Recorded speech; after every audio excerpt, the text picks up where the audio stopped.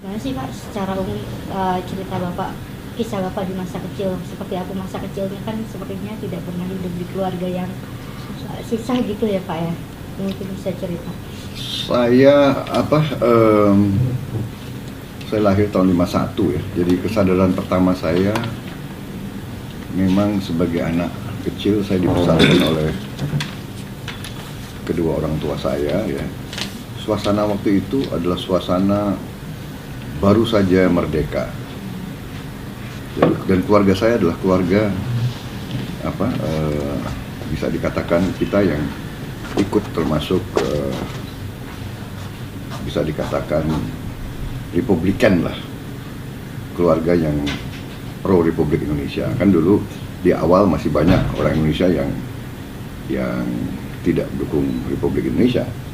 Ada sebagian dukung Belanda, ada sebagian dukung negara federal, ada sebagian dukung negara-negara buatan Belanda, kan begitu.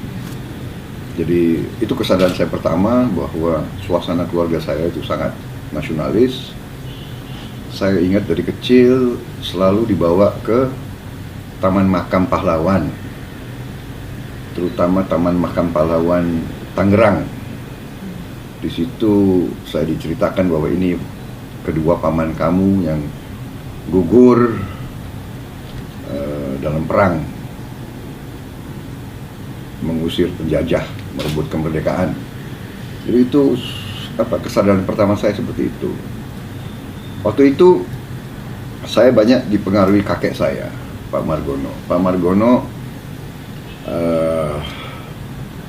juga seorang pejuang perintis kemerdekaan. Ceritanya banyak ya tentang Pak Margono Djadjikusumo.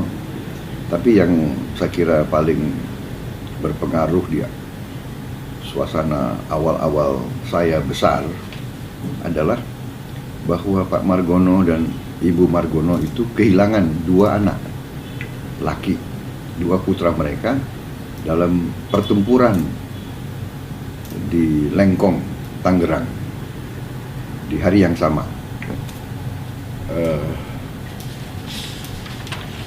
26 Januari, kalau nggak salah 26 Januari 1946. Waktu itu yang dikenal dengan peristiwa Dan Mogot, yang mimpin Dan Mogot. Mayor Dan Mogot masih sangat muda, sudah mayor, dia direktur Akademi Militer Tangerang. Salah satu kadetnya adalah Suyono, anak putra dari Pak Margono, umur 16 tahun. Kakaknya Subianto sudah perwira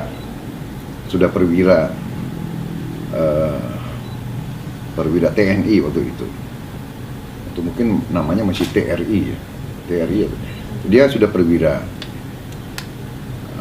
Waktu dengar ada rencana menyerang camp Jepang untuk merebut senjata, Subianto gabung, kemudian ikut Dan Mogot dalam serangan terhadap camp Jepang, yang akhirnya peristiwa Lengkong, akhirnya cukup banyak yang mati ya.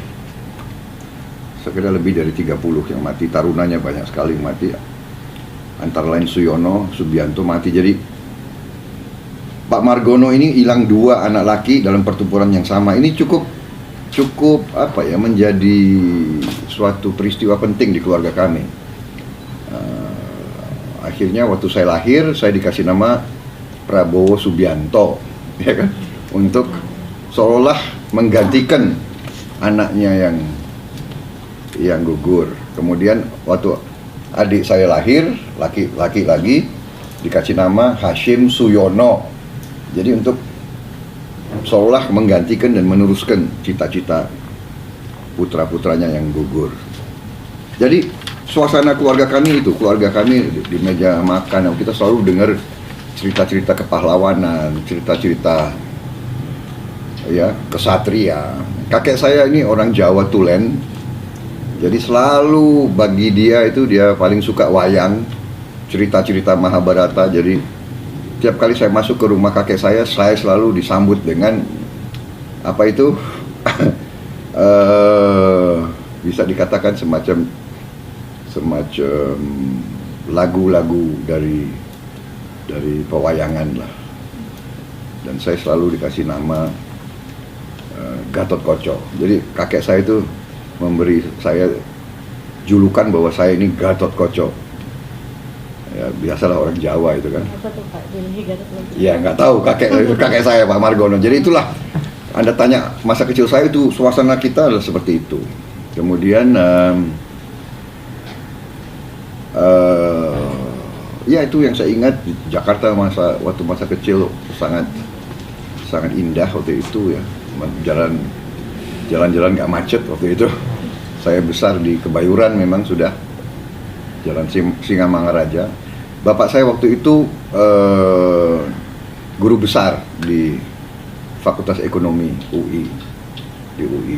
Jadi dan dia juga masuk keluar kabinet. Dia juga kadang-kadang masuk jadi menteri, kadang-kadang dia keluar, dan dia, tapi istilahnya kegiatan pokoknya sebagai dekan Fakultas Ekonomi. Jadi saya sering dibawa ke Fakultas Ekonomi UI di Salemba waktu itu. Kemudian kan ada pergolakan tahun 57, 58 ya. Pergolakan ideologis. Waktu itu PKI kuat. Jadi pertentangan sudah mulai waktu itu kan, antara apakah kita akan ke arah kiri dengan komunisme atau kita akan ke arah kanan dengan negara agama atau Pancasila. Jadi ini udah dari situ. Kemudian bapak saya kan di pihak yang waktu itu tidak setuju dengan komunis, tapi dia di Partai Sosialis, banyak kerjasama dengan partai-partai tengah gitu.